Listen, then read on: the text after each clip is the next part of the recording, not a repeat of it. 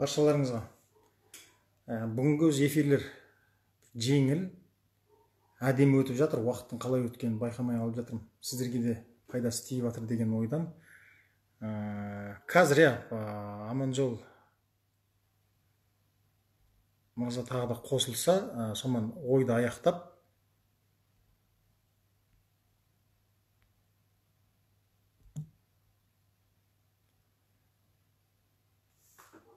кеш-жарқ ойды аяқтап, қорытындылап, сөйтіп қоштасып, сөйтіп шығайық сіздерменен.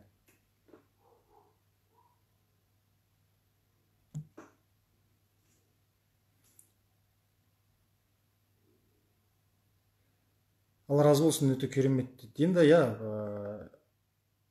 адам-адамға себепші ғой. Бір сұрақтарыңыздың жауабын осындай бір эфирлерден тауып жатсаңыз, бір күмәнді нәрселерге сұрағыңыз болып жүрсе, жауабын тауып жатсаңыз, кәдімгідей бір пайдалы ақпарат алып жатсаңыз, шыны керек, бұл да бір кәдімгідей пайдалы істердің бірі ғой.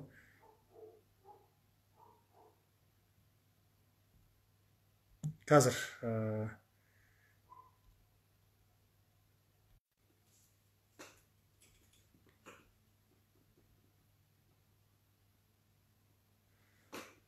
Бағлан өзіңе біраз сабақ алып жатсын дейді, пайдасы дейсін дейді. Енді мынандай бір қызық нәрсе бар. Адам өзі біреуге үйрете жүріп, негізі өзі де үйреніп алады. Сол сияқты сіздерге де пайдамды тигізе отырып, мен өзіме де көп негізі пайдалы нәрселерді алып отырмын. Енді осы тұрғыда қазір 200-ден аса оқырмандар отыр ғой. Енді бұлардың сізбенен біздің осы оқырмандардың ертең нәтиже шығарып, кәдімгідей жолын тауып, ерін тауып кеткен кісілердің сіздерменен біздердің айырмашылығы. Ол кісілер, яғни міндетті түрде не істейді? Кез келген тақырып болатын болса, алып, жазып отырады. Өйткені ойлау бір бөлек. Ол ойыңда тұрады, таңертең тұрсаң, түнде ұйықтар алдында ойлағаның таңертең жоқ.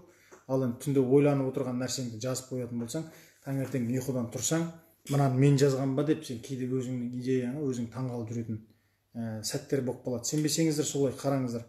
Сондықтан адамдардың кейде бір кішкентай ғана айырмашылығы, кім жетістікке жетіп жүр, кім жетпей жүр, айырмашылығы жазып жүргендер.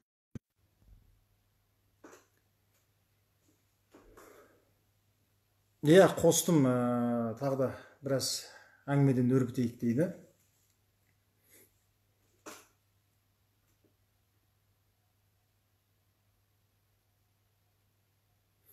Бүгінгі сабақтан дейді, бағана Ахмет Байтұрсынов туралы болатын болса, мен әлі ешқандай хештегпен немесе бір алаш зиялыларының бір қанат сөздерін жолдаған кісілерді, оқырмандарды мен әлі көрмедім.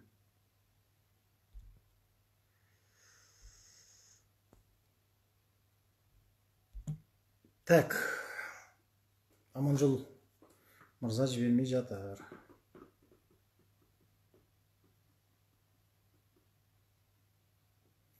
Сондықтан кәделеріңізге жарасын.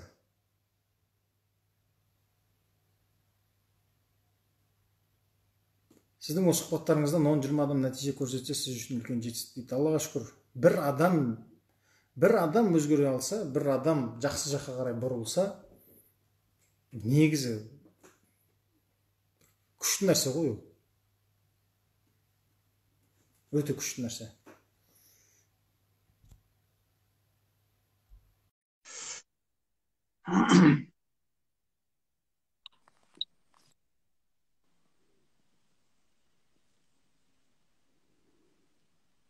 Керемет жалғасында уақыт деген зырылдап өтіп жатыр. Халыққа пайда берсе болды бастысы. Жақсы, көпшіліктің пікірі өте жақсы. Ризашылықтарын білдіріп жатыр жаңағы. Енді әртүрлі пікір болады, әрине. Әйтеуір бастысы бір елге пайда берсе болды. Жаңа біз қай жерге келіп тоқтадық, мен ұмытып қалдым. Сол тақырыпты бітірдік ау, по-моему. Аяқтадық, Мен мына нәрсені түсіндім. Қарыздың темасы бойынша. Бір сағаттық нәрседе мен мынаны түсіндім, оқырмандарға да айта келгім келіп тұр. Адам баласы өнем, өсем, жалпы адам болам десе ең бірінші оған ұстаз керек екенін түсіндім. Мен оны өзіме жазып қойдым. опа, так, соны бір қортып жіберейік, өйткені нетілмей қалды. Жалпы Мгм. бағлан мырза, өмірде кез келген саланы үйренуге болады. Мысалға мен сізге сұрақ қояйын. Мен даусымды білесіз, иә? Аха. Даусымды білесіз менің, иә? Мгм. Білесіз. Енді әнші емеспіз, әншінің даусы жоқ, бірақ даусымды білесіз. Дұрыс па? Мгм. Даусымды білесіз менің. Енді мен қазір термелерді үйренгім келетін болса, сізге барып, сіздің қасыңызда бір 2 ай сіздің сабағыңызды алып, сіз мына жерде бүйтіп айт, мына жерде мақамды қос, мына жерде дауысты былай деп, кішкене вокалдан сабақ берсеңіз, мен өзімнің даусыммен, қоңыр даусыммен нормально терме айтатын адам боламын, дұрыс па? Бір супер жұлдыз болып кетпесем де. Иә. Дұрыс па? Яғни өзімнің аудиториямды мен табам. Сондықтан да өмірде кез келген саланы үйренуге болады. Маман тапсаңыз болды. Бітті. Ана Джек Кенфилдтың сөзі бар. Успех это просто когда знаешь как дейді. Түсінесіз ба? Яғни болды, маманмен жұмыс істей берсеңіз, естіліп жатыр елдерге болды. Яғни кез келген салада маманмен жұмыс істей беретін болсаңыз, болды, любой нәрсені үйренуге болады. Мысалға былай айтып бере салайын. Бүгін мен не істедім үйде, ішім қысып, карантин ғой. Мен бүгін үйде паста болонеза істедім. Итальянский. Қайтып. Жай ғана интернеттен рецептін тауып алдым да, ютубтан видеосын таптым да, қайтып тура деді, сөйтіп турадым. Қанша уақыт қуыр деді, сонша уақыт қуырдым. Қанша тұз сал деді, сонша тұз салдым. Қанша макарон сал деді, сонша макарон салдым. И в конце концов дәмді болонеза шыққан сияқты да, болды. Өмірде кез келген салды нәтижеге жетуге болады, егерде рецепті білетін болсаңыз. Болды. Ал рецепті білу үшін просто болды, маманына тауып алу керек. Өте жақсы жауап. Жан, қорыта кетейін, ұстаз керек екен. Одан кейін қарыз алған кезде ақымақтық қарыздарға жұмсалмау керек. Яғни қазақшалап айтқанда нәпсін семіртетін, нәпсінің қалауына жоламау керек қарыз. Одан кейін табыстың 10%-на көлік, үй, яғни бүкіл табысыңа табыс әкелмейтін зат сатып алмау керек. Соны түсіндік. Сосын кейін тағы бір нәрсе түсінгенім, мына кредитке үй, көлік алу деген негізі бар ғой. Бірталай нәрсе. Таксимен жүріп қаласың, немесе біреулермен бір әңгімелесіп қаласың, әсіресе таксимен жүрген кезде көбінесе мына бір сұрақты қоямын, машина өзіңдікі ма, жоқ әлде кредитте ма, шыныңды айтшы деп. Енді мен қаншама адамдармен кездесіп соны сұрайтын болсам, это 80% машина кредитке алады. Сөйтеді да басып бірдеңеге байланып қалады. Енді кредиті келіп тұрады, төлеу керек, кейде ұйқысынан қағылып жүреді. Дәл сол сияқты біраз адамдар да мысалға үйді де кредитке алып алады да, сау басына сақина тілеп алып, кейде бір шамасы келмей қалады, кейде бірдеңе болып қалады. Өйткені дайректке хаттар келіп жатады да. Осы тұрғыда тағы да бір қосымша өз ойыңызбен бөлісе кетсеңіз, пайда береді деп ойлайтын едім. Өйткені бұл көпшілігімізде бар нәрсе. Көпшілік қауымға ұсынатын жалпы нәрсем, ұсынатын кеңесім десем болатын шығар. Әсіресе мынау бизнесте өскісі келетіндер, көтерілгісі келетіндерге енді жалпы тікелей тұрғыда.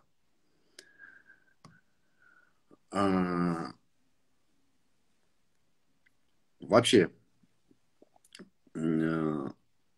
негізі қаржы сауаттылығы бойынша көп кітап оқып қажет емес деп ойлаймын. Бірақ кітап жеткілікті қаржы сауаттылығы бойынша. Оның бағанағы аты «Самый богатый человек в Вавилоне». Қалай? Бір қайталай жібересіз бе? Самый богатый человек в Вавилоне. Самый богатый человек в Вавилоне. Автор Джордж Клейсон.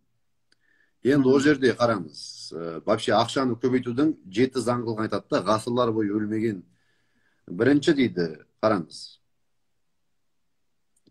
ең бірінші ақшаңызды дейді. Ең бірінші ақшаңыз сақтап бастаңыз дейді.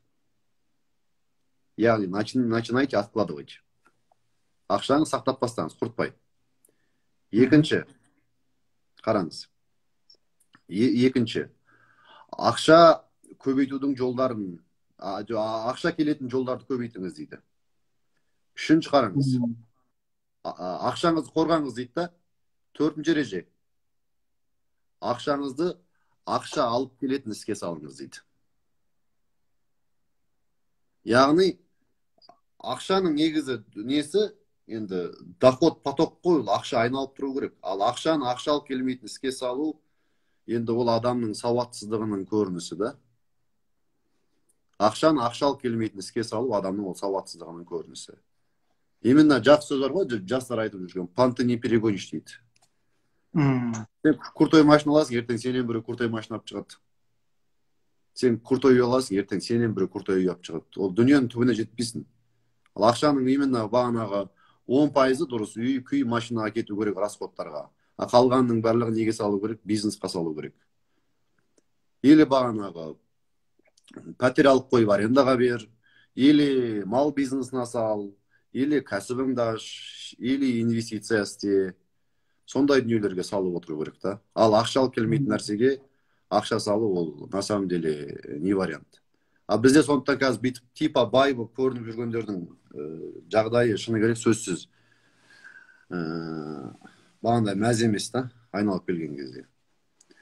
Бағанағы мінетін машинаның айлық табысынан аспау керек деген формуланы мен сол 17 жасымнан бері ұстанып келе жатырмын. Айлық табысым сол $4000 болған кезде мен $3400 машинасын ағам. Айлық табысым $15000 болған кезде Лупарик Авангард ағам, оның өзі $12000 ағам. Это ежемесячный доходқа. А жинап алу деген это я не рассматриваю вообще. Сондықтан адамдар, ал енді мынау кредитқа үй алатындарға келетін болсам, мен кеңес беретін едім, ең дұрысы, лучше. Жалпы мен бір досым бар. Ол жігіт Америкада, Рашид деген досым бар. Бүгінде қолында жүрген капиталы доллармен наличный $1 миллион жоғары. $2 миллион мекен сондай. Ол жігітте үй жоқ, ол арендада тұрады. Ол Алматыда тұрғанда да арендада тұратын. Ол тек қана ақшасын ақша келетін нәрсеге салады. Болды. Ертең көбейіп соңғы жылдар байқадым, үлкен кәсіпте жүргендер мынандай $1 миллион бір анандай бір особняк сатып алып, қымбат үйлер салып айналыспайды екен. Үй сатып алмайды екен, соқпайды. Ол баяғының модысы ғой. Понт. Біздің қазақта машина мен үй понт қой. Біздің қазақта үй, машина, той, понт қой таза. Үш нәрсе понт бізде. Болды, қарасаңшы, той істеп атқандардың білесі 99% кредитқа істейді. Ең соңында қиналатын өздері да. Понт та просто. Не болды, айтылды, бір ай өсек болды, бітті, кетті той, өтіп кетті болды. Дұрыс той істемеден істесін, бірақ өйтіп, зато ысырапкершілікке барып өзінің өміріне өзі проблема жасап керек емес та. 2 жас үйленіп алады, үйленеді, кредит алып той істейді. Сосын ана кредит қарыз деген біле ғой. Бір қазір біз жастар айырылысып жатыр ғой. Негізі соның айырылысып жатқанынан үйленіп айырылғандардың себебі негізі кредиттен бағана. Өйткені үйлену тойды қарызға істейді да кредитқа. Меніңше ол ең үлкен сол ақымақтығы ғой. Енді әрине бұл енді біз кеше ғана тәуелсіздік алып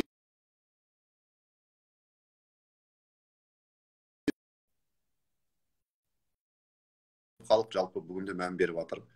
Мән бергені мен ойлаймын, дұрыс деп ойлаймын. Сондықтан мен көп адамдарға беретін кеңесім бар ғой. Ақшаға, бағанаға.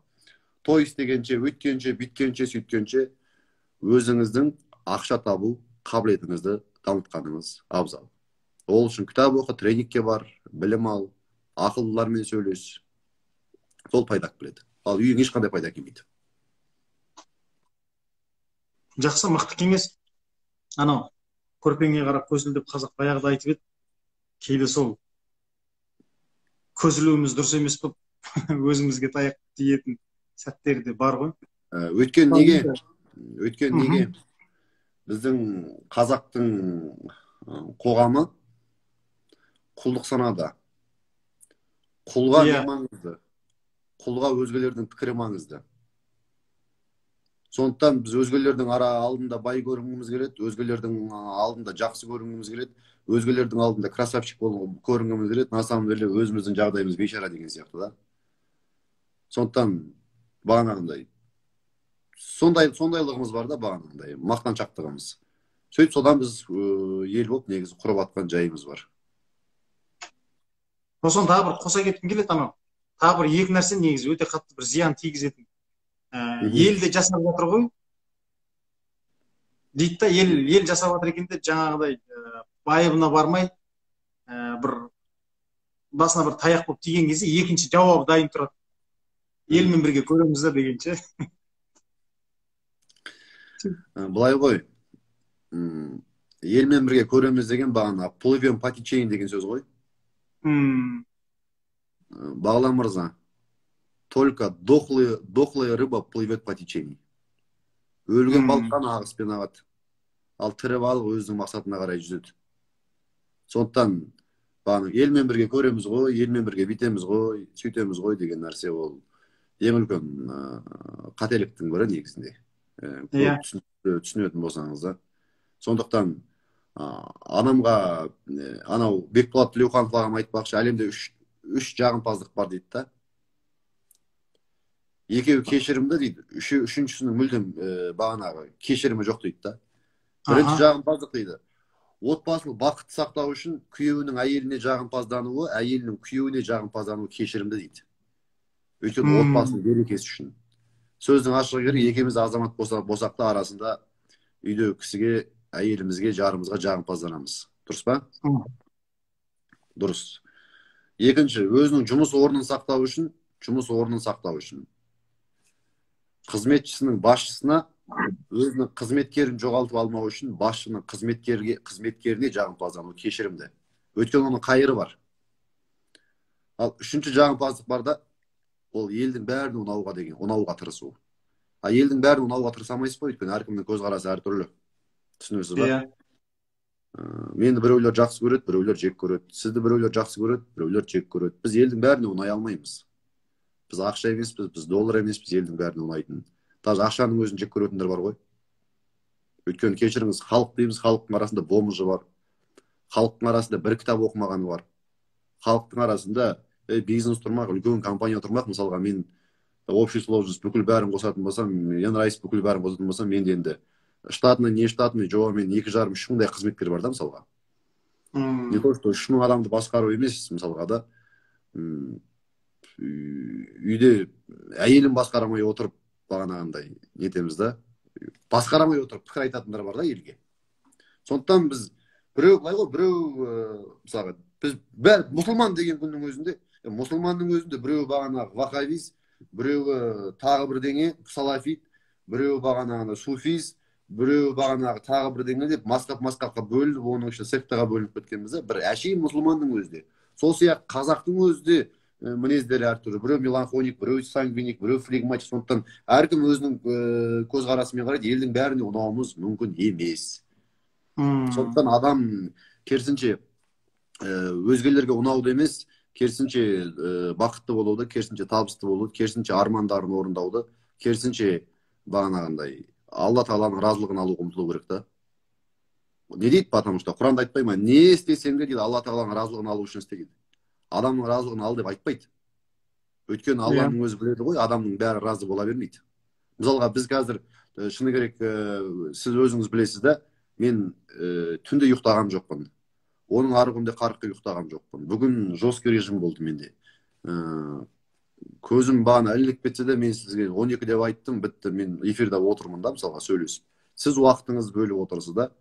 Как будто мысалға, сіздің бағанағындай бір уақытыңыз шашылып жатса мейлі, менің уақытым шашылып жатса мейлі. айту елге пайдалы бірдеңе берсек те біз эфирде отырмыз. Бірақ осы жерлерде бізді бұлар сөзшең, сөзбен баттар бірдеңе деп бізді кекетіп, бізді мұқатып отырғандар бар да. Ол бола береді всегда. Просто болды. Жай ғана ғой, Әйтпесе көбелек гүлді көреді, шыбын боқты көреді ғой. Әйтпесе осы сөйлесуді негізі видео звонокпен ақ сөйлесе берсек те болады ғой, сағаттап. Жалпы деймін да. Былай ақ сөйлесе береміз ғой, проблема жоқ қой. Мен енді комментарийін қосып қояйын. Жерде оқырмандарымда. Иә, ең өзек сұрақтарды қоя берейік. Ал, бауырлар, достар, жақсы сұрақтарыңызды қоя беріңіздер. Маған мына бір сөз қатты ұнайды. Бауыржан Оспанов ағамыздың. Мен сұрақ қояйын деп отырмын, ұмытып қалдым. Енді есіме түсті. Кәсіпкерлер құпиясы деген кітап жарыққа шығып отыр ғой. Шыққан не баяғыда. Иә, шыққан. Мына соңғы қайсы? Жеңімпаздар құпиясы. Жеңімпаздар құпиясы. Осы жеңімпаздар құпиясы неше түрлі танымал кісілермен сұхбат алып, соның бәрін қорытындылап, соны кітапқа жазып шығарып жатсыз да. Бір керемет сұхбат, ұнап, кәдімгідей әсер берген бір тұстары бар ма? Оқырмандарға да кішкене сол кітаптың несінен бөлісе кетсеңіз. Жеңімпаздар құпиясы кітабы ма? Иә. Ол жерде бірталай танымал кісілердің сұхбаттары бар ғой. Енді әр қайсысы өзінің әсерін берді ғой. Бірақ соның ішінде Олимпиаданың 6 дүркін чемпионы, Олимпиаданың грек-римнан, әлемнің 10 дүркін чемпионы, Владимир Путиннің почти 10 қолы, Ресейдегі Госдуманың депутаты Александр Карелин деген азамат бар, легенда. Иә. Сол кісіге әрең жетіп, сол кісімен сұхбат жүргіздік. Мәскеуде болды ол сұхбат. Сол сөздің маған бірақ сөз ұнатты, бағанағындай. Делай то, что должен, будет то, что хочешь дейді. Делай то, что должен, будет то, что хочешь. Яғни, міндетті деген істі істе дейді. Қалаған нәрсең болады деп тұр ғой. Делай то, что должен, будет то, что хочешь. Яғни, адамның бәрі біледі да не істеу керек екен. Ерте тұру керек екен, бәрі біледі. Біле ма? Иә. Біледі. Мысалы, мен подъемым 4:30 күнде. 2 сағат кітап оқу керек екенін біледі. Айлықтың 20% жинап отыру керек екенін біледі. Ақшаны мақтанға құртпау керек екенін біледі. Тойға шашпау керек екенін де біледі. Білмейтін адам жоқ осы жерде, бәрі ақылды ғой.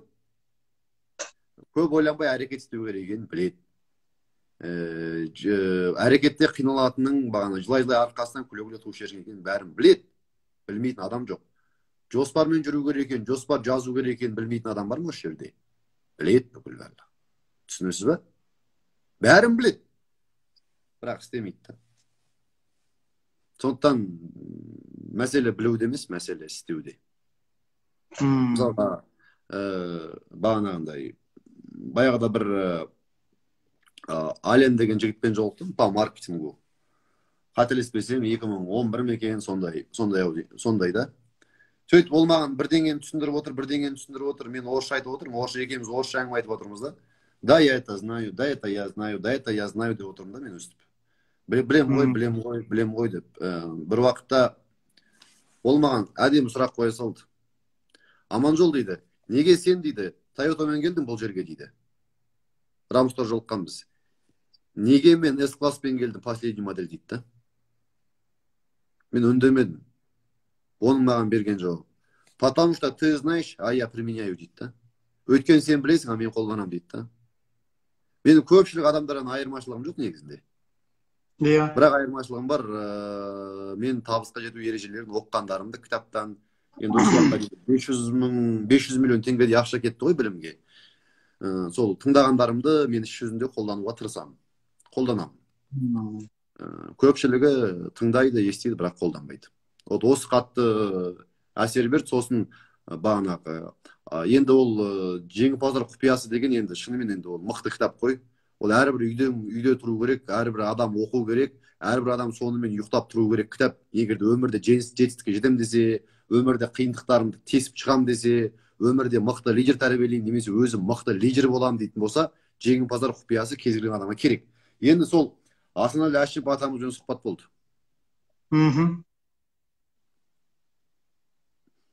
Ол кісінің маған ұнағаны нағыз тұлға дейді да. Нағыз тұлға ашық болу керек дейді. Яғни нағыз тұлға, нағыз актер ашық болу керек дейді. Ашық болу керек деген нәрсе тамаққа қатысты айтылып тұрған жоқ. Яғни жігіттің болдым деген болмаған дейді ғой. Адам өзіне үнемі недовольный болу керек. Өзіне үнемі көңілі толмаған сайын адам дами береді. Ал мен ойбай жеттім, күшті болды дейтін болса, онда адам өшеді. Ал енді Құранда айтады: мен даму мен білімді аштыққа жасырдым, сендер оны тоқтықтан іздейсіңдер дейді. Мен білім мен дамуды аштыққа жасырдым, сендер оны тоқтықтан іздейсіңдер дейді. Енді бағанағындай білім мен дамуды аштыққа жасыру деген ол не? Адам қай кезде ашығады? Адам қиналған кезде, адам тәуекел еткен кезде. Әңгіме сонда. Адам қай кезде аш жүреді? Қай кезде босаңсымайды? Басында проблемасы бар кезде. Түсіндіңіз ба? Әңгіме сонда. Сондықтан өмір бағанағындай артында енді жауапкершілігің 100 батпан, міндетің миллион, парыздарың біршама болатын болса, онда үнемі алға қарай баса бересің тыпырлап. Потому что ана жауапкершілікті ойлағанда, ана парызды ойлағанда, ана борышты ойлағанда не ұйықтауға, не ерінуге, не жалқау болуға шаман келмей қалады. Тек қана алға баса бересің болды. Түсінікті ғой. Егерде бір адамдар депрессияға кіріп жүрсе, қараңыз. Шын проблема адамды депрессияға кіргізбейді. Бағлан мырза. Шын проблема адамды жүгіртіп жібереді. Тісің ауырса не істейсің? Айтыңызшы. Жүгіресің. Ал? Жүгіресің ғой. Не істейсіз? Стоматологқа барасың. Дәрігеріне барасың. Жоқ. Тісіңіз ауырғанда стоматологқа бармайсыз. Тісім деп 2-3 күн жүресіз. Сіз стоматологқа қай кезде барасыз? Тісіңіз қатты ауырған кезде барасыз. Солай да міне психология бұл жерде. Вот, бағана сіз айттыңыз ғой, бағана қарыздардан құтылдыңыз, шештіңіз. Қай кезде? Именно қатты, больно болған кезде сіз өзгердіңіз ғой. Оған дейінгі больдар терпима болды да. Иә. Вот, солай да адам сөйтіп тәуекелге барып өзін итермелеу керек. Сол енді екі адам айта берсем, енді Роза Рымбаеваны айтуға болады, ол жерде сұхбат болған, Марғұлан Сейсенбаев ағамызды айтуға да болады, Арманжан Байтасовты айтуға да болады, ана қырғыздың мультимиллионері Руслан Қыдырмышты да айтуға болады. Енді кітаптың ішінде 20-дай адам бар ғой, оның әрқайсысы ерекше тұлға. Жалпы мен енді сіз сұрадыңыз, екеуін ғана айттым. Сімнерді қайдан алуға болады деп, бір-екі сұрақтарды көрдім. Аманжол мырзаның инстаграмында барлық ақпараттық кітаптар бар. Иә, менің инстаграмда Аманжол неде, профилда Аманжол Букс деп тұр. Жоқ, Аманжолдан 30 деп тұр. Аманжол 30 сөйерден алады. Нерде мұғалімге не бизнес ұсынасың, сосын стройка туралы бизнес ауыз айтып кетесіз ба? Осындай бір сұрақтар келіп жатыр. Ломбард бизнесмен айналсам, соған қандай пікір айтасыз? Шариғат жағынан, инфобизнес туралы не айтасыз? Осындай сұрақтар келіп жатыр екен. Енді мен танымайтын кісілер Аманжол десеңіздер ютубтан тауып аласыздар. Енді танымағандарыңызға кінәлі емеспіз. Енді мұғалімдерге қандай бизнес айтасыз дегенмен, ол бизнес деген мына бизнес болады, немесе мына бизнес болмайды деп біз айта алмаймыз. Өйткені бизнес ашқан кезде бизнеспен арасында махаббат болу керек. Яғни әркім өзіне ұнайтын ұнайтын, икемі келетін және нарық қажет ететін іспен айналысуы керек. Сондықтан бұл үлкен әңгіме. Просто жай ғана менің ютубта видеоларым толып тұр, сол жерден көре алса болады. Не ал дейді, бағанағы Рашид не болды, 2 миллион бар дейді. Бұл қандай әңгіме? Бағана айттық қой. Үйдің темасына келген кезде ақшасы бар, үй алмайды, нелерін, бағана ақшаларын бизнесқа салады дедім ғой. Мал шаруашылығы туралы нені оған жауап айтылды. Рашид не болды дейді.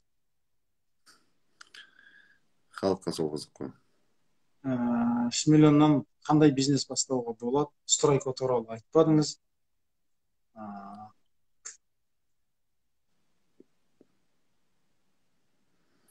Сұрақтар сапалы, сапалына жауап бере берейік, өйткені жеңіл-желіп сұрақтар уақытымызды өлтіріп аламыз бостан-босқа. Бүгін енді кішкене Марғұлан ағамыздың оқырмандары біраз абдырап, кішкене шапқылап, қорқып жүр. Бүгінгі таңда Марғұлан ағамның берер көп халқыма дейді, неге қудалауды тоқтатпайды Аманжол мырзаға дейді, сізге сұрақ қойып отыр екен. Біріншіден достар, сіздер қандай ақпарат білесіздер? Мен де дәл сол ақпаратты білемін. Мен ол мәселенің анық-қанығын сөзсіз білмеймін. Егер де қазір қандай да бір сөз айтсам, или ол өтірік, немесе ол ғайбат болады. Сондықтан мен ол жағынан көп ақпарат білмеймін. Марғұлан ағамды сыйлаймын, құрметтеймін. Енді Алла сабырын берсін деп отырмын. Сондықтан мен егер де сол салаға жауап беретін арнайы бір ненің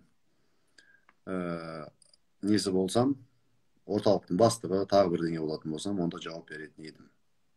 Сондықтан жақсы, өзім күн арқалағым келмейді, білмейтін нәрсемді айтып. Қайрат қызы Райгүлден бағанағы осындай кісілерді біз айтып қойдық. Сондықтан бір эфирдің алдында бір подиумға шығарып, сонымен сау бол деп айтайын деп отырып, өтірік әңгіме айтып отырсыңдар ма деп. Жарайды, айта береді, ондай адамдар бола береді ғой. Бірақ нәрсені адам ұғыну керек. Адам жаман сөз айту арқылы, жаман ойлау арқылы өзінен жаман энергия шығарады. Өзінің жолын өзі байлайды. Біздің ештеңеміз кетпейді. Ол сөзсіз заңдылық. Бағанағындай. Пайғамбарымыздың хадисінде не дейді? Айта алсаң, жақсы әңгіме айт дейді. Айта алмасаң, үндемей отыр. Үндеме дейді ғой, Үндеме дейді. Үндемей отыр дейді.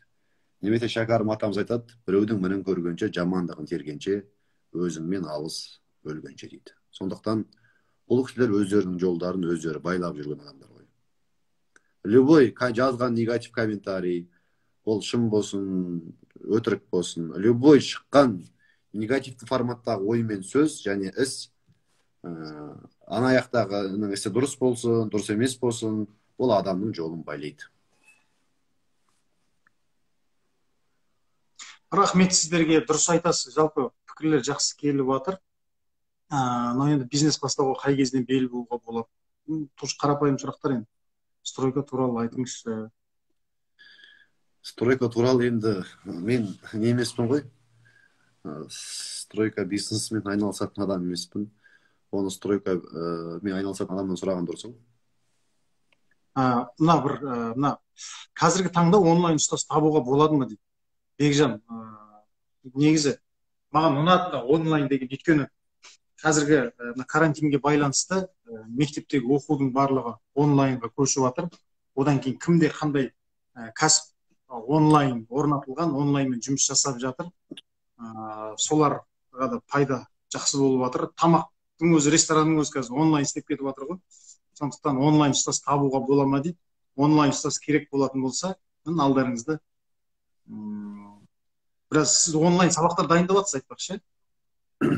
Бұйыртса мен енді өзіңіз білесіз бе, тренерствода 11 жыл жүрдім, 10 жыл жүрдім, одан кейін 2 жыл істемей кеттім. Осыны мен сұрақ қоя салайыншы. Бұрын осы тренерствомен жүрдіңіз да бірден тоқтаттыңыз да, тоқтатып қойдыңыз, иә? Соны неге тоқтаттыңыз? Өйткені жұмысыңыз көбейіп кетті ма? Қазір қайтадан осы онлайн қолға алып жатсыз ба? Осы нені, сол бизнес тренерлікті эфир сақталады, иә? Жоқ, бизнес тренерлікті онлайн қолға алып жатқан жоқпын қазір. Иә? Бұл онлайн школа деген бөлек. Бұл жерде бір видео, бір түсіріп қойған видеоңды там 1 жыл бойы сатуға болады деген сияқты ғой. Ал офлайн деген ол кәдімгідей үлкен адамның энергияны талап етеді. Бүкіл вниманиең, мысалға, мен 5 күн тренинг өтетін болсам, сол 5 күн бойы мен үйге келмеймін. Білесіз ғой? Білемін, мен қатысып көрдім ғой. 5 күн бойы сол отельде жатамын. Өйткені миың, шабытың бәрі полный сол тренингте фокуста болу керек. Дұрыс, енді қаншама мультимиллионер тәрбиелеп өсіріп шығардық, Алла мыңда бір тәуба, қаншама адамға әсер еттік. Бірақ енді онлайн саласына кетіп жатқан себебіміз енді өйткені бұл әлдеқайда оңайырақ офлайннан қарағанда. Және аудиториясы өте кең. Офлайн тренинг болмайды емес, болатын шығар, жылына 1 рет, асып кетсе 2 рет. Қалған уақытым бар, өйткені уақытым жетпейді. Енді қазір онлайн сайт жасап жатырмыз, онлайн жобалар ходқа қойылады. Өте мықты уроктар болады, бизнес ашу бойынша, ораторика бойынша, жалпы жетістікке жету бойынша, табыс бойынша. Оны елдер бағана көріп, оқып ала береді. Онлайн ұстаз табуға бола ма дейді. Енді ұстаз деген, енді учитель деген сөз болатын болса, орысша. Мен ұстазды басқалай қабылдаймын өйткені. Мен ұстазды наставник деп қабылдаймын. Ал енді учитель деп қабылдайтын болса, әрине табуға болады. Белгілі бір деңгейде. Өйткені бәрібір бірақ нәрсені оғанып алыңыздар, ютубтан ананың видеосын көріп, мынаның видеосын тегін көріп, ананың видеосын тегін көріп, анау менің ұстазым деп ойламай-ақ қойыңыздар. Адам қалтасынан ақша шығармай, оған білім қонбайды. Сондықтан да Бағлан мырза, әйтпесе ол біз тиынға қарақпан адам емеспіз ғой. Адам ақша төлегенде ғана білім қонады. Иә, ол мен өзім де айтып жүрмін, өйткені негізі азарттағы жүрген бауырларға да айтамын, сол Махалева ақша тапқысы келді да, барып проблемаға түсіп қалды емес па? Махалевадан естіген нәрсе жалпы тегін дүние жоқ екен, көз жетті ғой, қойсаңдар сенді деп, қиналмаңдар деп. Мына бір нағыз ер жігіттің бойында болу керек 5 қасиетті айтып кетіңізші дейді. Бұл енді нағыз сіз айтатын сұрақтың жауабы ғой. Бір ер азаматтар туралы, бір ер азаматтарға жаңағыдай бір шабыт беретін өзіңіздің мынау офлайн кездесулерде, семинар, тренингтерде айтып жүрген бір ер жігіттің жігерін жігерлендіріп еңсесін көтеріп жіберетін. Мен былай түсіндіре салайын. Нағыз ер азамат кедей болмайды. Нағыз ер азамат кедей болмайды. Неге? Өйткені ер азаматты ер азамат ететін ең бірінші және негізгі көрсеткіш оның тірлігі. Ісі тірлігі. Анау жақсы сөз ғой, қазақтың сөзі менің сөзім емес, қазақтың қара өлеңі. Өмір қатты, өмір кейде бұрқасын, бет бермейді бұрылуға мұршасын. Ерге еңбек болады әділ таразы, есептеме сүрген ғұмыры құр жасын дейді. Ғұмыры емес, жас емес, бағанағы. Өмір қатты, өмір кейде бұрқасын, бет бермейді бұрылуға мұршасын. Ерге еңбегі болады әділ таразы, есептеме сүрген ғұмыры құр жасын. Еңбегі, яғни еңбегінің нәтижесі. Сондықтан ең бірінші ер азаматтың міндеті мал табу ғой, омар аға айтпақшы. Мал табу, ақша табу. Өйткені бағанағындай үйірдің айғыры үйірді өзінің күшімен қорғайды. Ал адамдар біз умнымыз ғой, ақылдымыз. Енді біз ер азамат үйдің егесі болғандықтан ол өзінің бағанағы үйіне комфортын жағдай жасап беру керек. Бұл дегеніміз тірлік, яғни ақша. Міндетті түрде. Екінші, ер азамат ететін қасиет, ол бірінші міне бағанағы нәтижесі болатын болса, тірлігі болатын болса, яғни ақшамен байланысты. Екінші, жауапкершілігі. жауапкершілікпен қарау. Несіне? Өмірлік міндеттеріне. Әке есебінде, аға есебінде, бала есебінде, бауыр есебінде, азамат есебінде. Түсінікті ғой? Яғни жауапкершілік. Бітті. Жауапкершілік деген сөз, сен мысалға қатының бар ма, бағуға міндеттісің. Қызық емес. Жұмысың бар ма, жоқ па, қызық емес, бағуға міндеттісің. Баланы өмірге алып келдің ба, жақсы білім беруге, оқытып шоқытуға, тәрбиелеуге міндеттісің. Это не обсуждается болды. Сен қарындасың бар ма, ағасысың ба, көмектесуге міндеттісің, жағдайың бар, жоқ деген қызықтырмайды. Сен әке шешең бар ма, өмірге алып келдің ба, болды. Баласысың ба, балалық борышың, парызың бар ма, сол балалық борышың, парызыңды орындауға міндеттісің. Яғни максимально мықты. Сондықтан бұл жауапкершілік қой. Одан кейінгі нәрсе енді бірінші бағана тірлігі, ақшасы болса, жауапкершілігі. Одан кейінгі нәрсе міндетті түрде білім парасаты. Білім парасаты. Өйткені бағана айғыр мен айғыр күш таластыратын болса, адамдардың өмірінде біз біліммен таласамыз да. Бұл үшінші қасиет ғой, білім парасаты. Төртінші қасиеті бағанағы негізгі қасиеттердің бірі деп ойлаймын, бұл тіл табыса білуі, дос бола білуі. Айналаңды таспен емес, доспен қорша дейді. Өйткені ер азаматтың қандай екенін айналасындағыларға қарап білуге болады. Өйткені өмірдегі бүкіл жұмыстардың бәрін біз тіл табысу арқылы шешеміз. Білектің күшімен шешпейміз. Тек қана тіл табысып, дос болу арқылы, сендіру арқылы, яғни бірігу арқылы шешеміз да. Сондықтан тіл табысып білу қасиеті. Сондықтан неге көп жігіттерді әйелі басқарады? Қаншама жігіттерді әйелі басқарады? Қаншама жігіттерді әйелі тыңдамайды, өкінішке орай. Неге тыңдамайды? Кешіріңіз, бір орамалды таққыза алмай жүрген жігіттер қаншама әйелдеріне? Неге? Все, бірақ нәрсе ғой. Өйткені әйеліне сөзін өткізе алмайды. Түсінесіз ба? Неге көп семья ажырасып кетіп жатыр? Өйткені күйеуі әйеліне сөзін өткізе алмай жатыр. Ал әйелге сөз өткізу, әйелмен тіл табысып білу, ол үлкен керемет дүние. Бағана кеше Мұхамеджан ағам айтып жатыр, нағыз еркек дейді, 3 әйелдің тілін тауып біледі дейді. Нағыз еркек 3 әйелдің тілін тауып біледі дейді. Енесінің, анасының және әйелінің дейді. Үшеуінің арасында жанжал шығармай бірлік жасап отырады дейді. Тіл табысып білу өнер, міне. Тіл табысу, дос болу сол бәрі. Адамдар біріктіре білу. Енді бұл 4-ші қасиет па? 5-ші қасиет ол міндетті түрде бағанағы рухтың қасына сабыр қосылып кетеді. Өйткені қазақ айтады ғой, арлан бөлі аштығын білдірмейді дейді. Нағыз ер азамат қанша проблема болса да, ол еңсесін түсірмей, сол мәселені берілмей шешіп шығатын болу керек. Ал қазір қаншама жігіттер жүр ғой, 100 мың теңге қарызы болса, 200 мың теңге қарызы болса, потеря болып. Кәдімгідей жүнжіп, өлі қойдың өкпесі, тірі қойдың тұяғы сияқты жылбырап кетіп, сәл-пәл өмірдің қиындықтарына жүр ғой. Әңгіменің ашығы керек қой, енді елдің арасында бар ғой ол.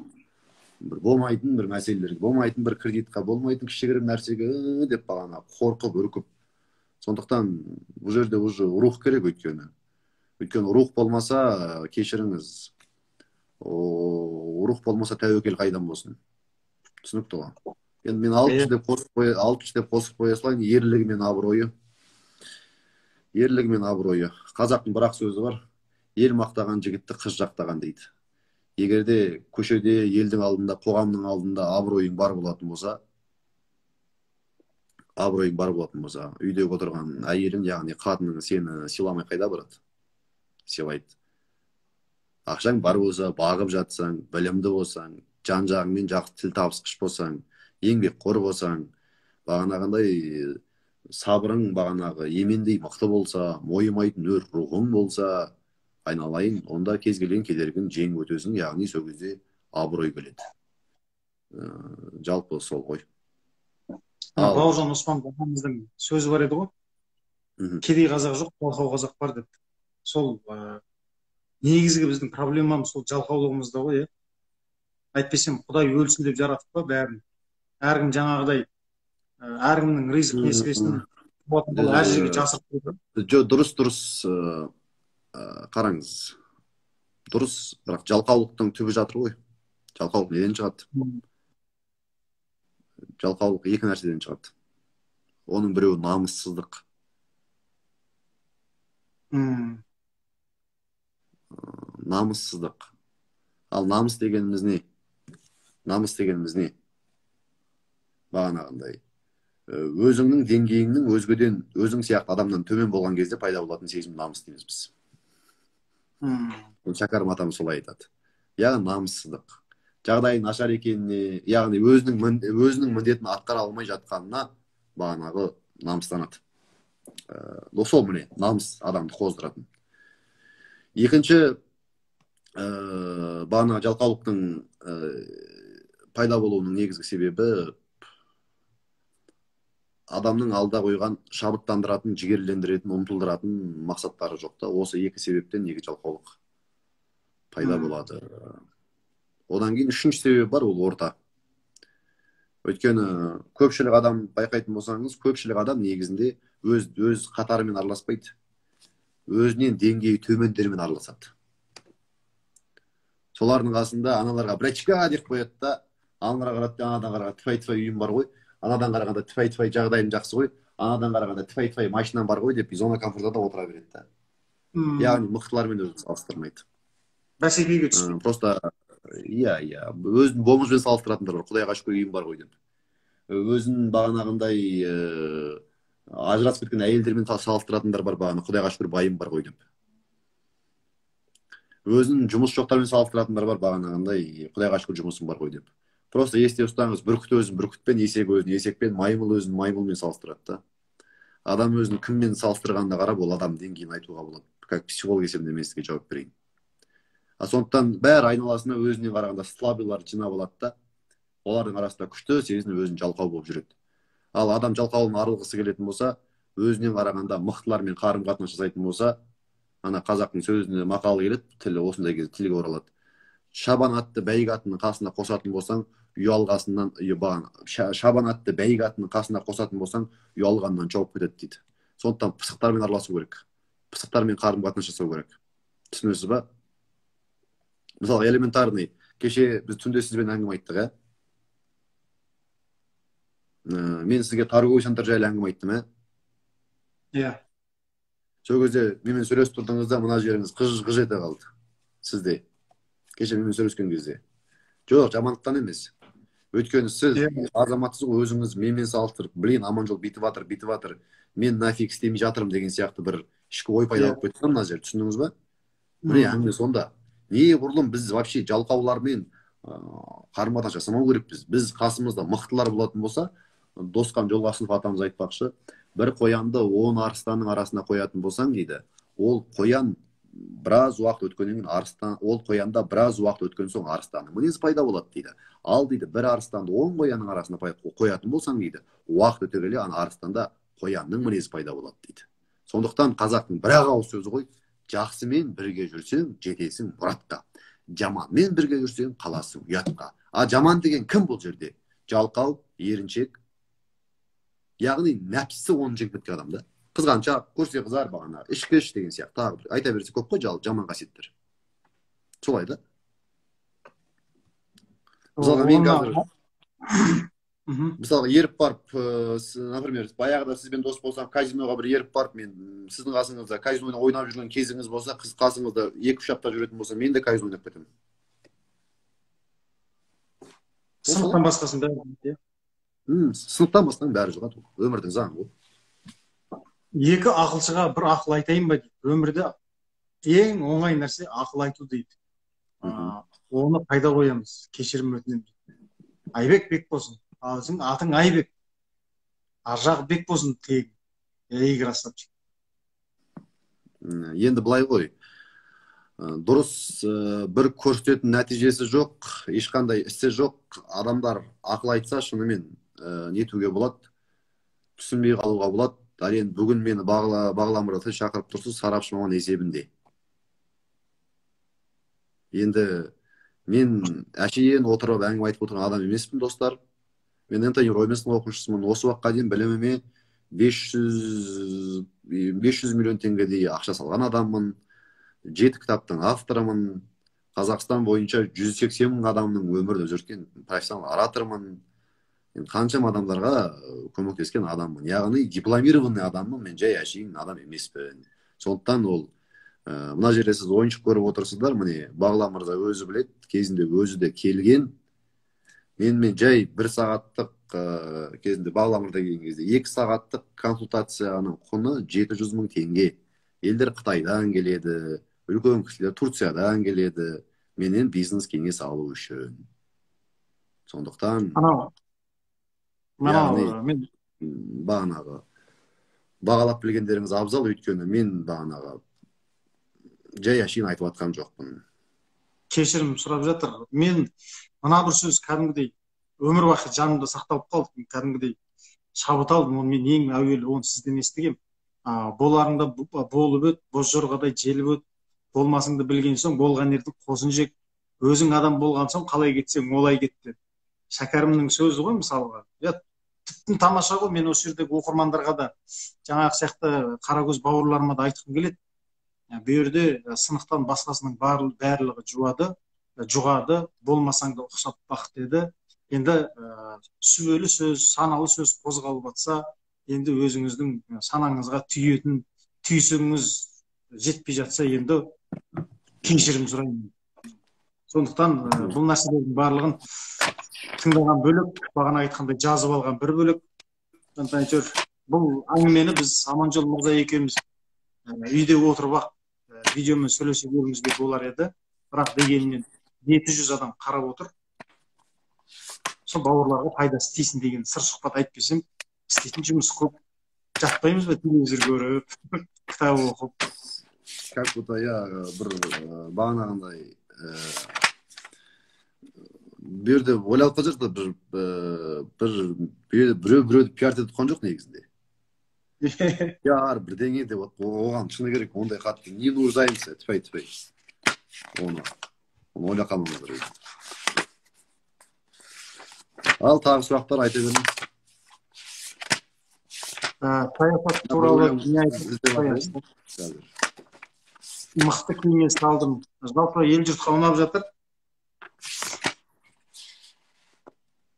Бір Аманжол мырза, естіп жатсаңыз, жақсы бір кеңесіңізбен қорытындылап берсеңіз, соның арасында 1-2 сұрақтар шығып қалса, сол сұрақтарға жауап беретін болсақ, біздің 2-ші сағатымызда таяп келе жатыр. Достар, эфир сақталады, 24 сағат сақталады, міндетті түрде көріңіздер.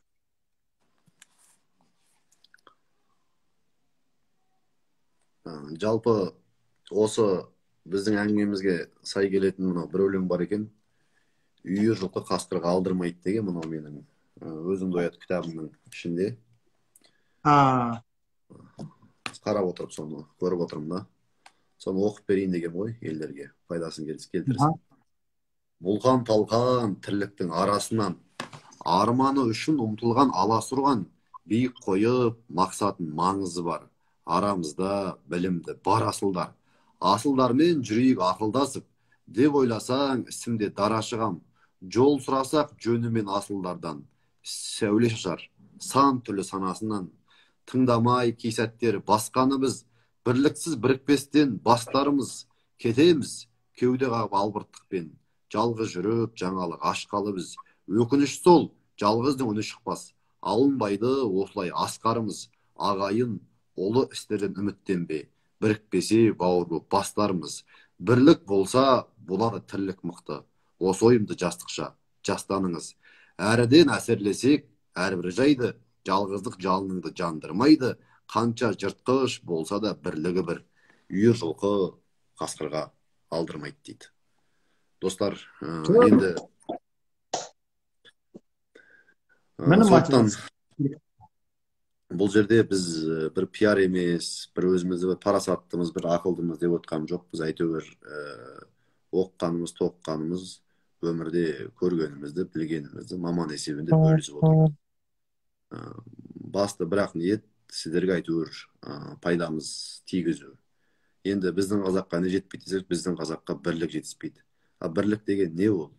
Бірлік деген, қазақ айтпақшы, болар елдің балалары бірін-бірі батыр дейді. Қазақ қазақты қолдап тұрса, қазақ қазақпен мақтанып тұрса, қазақ қазаққа жақсы әңгіме айтып отырса, сол кезде бірлік болады.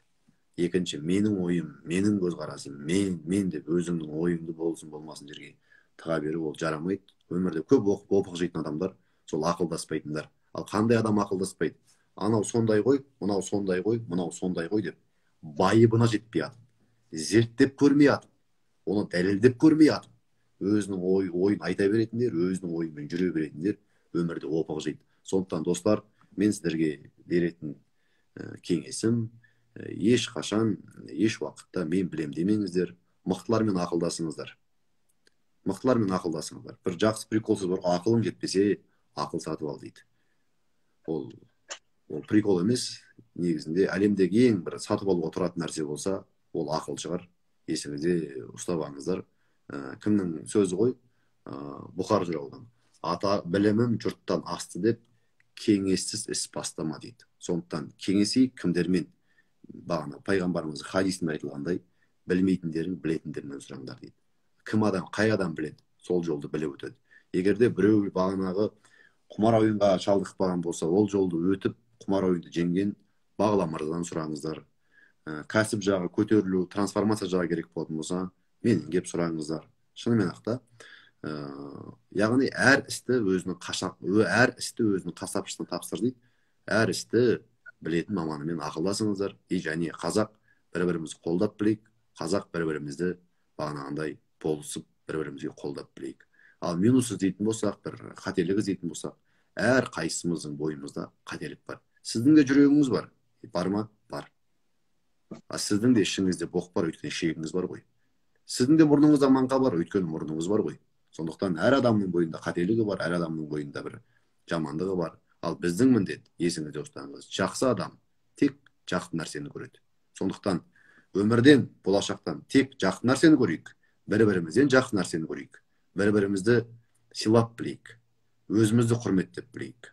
Қазақты құлдырататын өзгелер емес, қазақты құртып атқан қазақ, қазақты төмендетіп атқан қазақ, сырттан біреуге әңгіме айтып атқан жоқ. Сондықтан достар, бір-біріміздің қадірімізді білейік, бір-бірімізді бағалап білейік, бір-бірімізді сыйлап білейік, бір-бірімізді құрметтеп білейік. Көп-көп рахмет. Бастысы осындай қиын сәтте бір-бірімізді қолдасақ, бір-бірімізді арқадан қақсақ, онда біз ел есебінде өсеріміз хақ. Жақсы, Алла тілеуіңізді берсін. Төө шіркін. Керемет, өзіме де бір әдемі әсер алдым. Жалпы мен өзіме пайда берген нәрселерді мен қазір өзіме оқырмандарыма шыны керек ұсынып жүрмін тікелей эфир арқылы. Ол жаңа пайда берген кітаптың жарыққа келуіне тікелей әуелі Алла ғой, одан кейін өзіңіз себепкер болдыңыз. Одан кейін кейбір сұрақтарыма жауап таптым. Кеше Санжар Керімбаймен сөйлестім, кәсіпкерлермен сөйлесіп отырмын. Омар Жәлел ағамыздың да талай ютубтан сұхбаттарын тыңдағам. Омар ағамызбен де сұхбат жасадым. Жалпы өзімнің ой елегімнен өзім бір рахат тапқан, өзім пайда тапқан нәрселердің барлығын, құрметті оқырмандар, барлығын сіздерге анау жарғанат құсап түнді тығылып жемей, қырандар құсап, өзіме пайда берген нәрсе сіздерге де пайда берсін деген ниет қой. Рахмет, баршаларыңызға.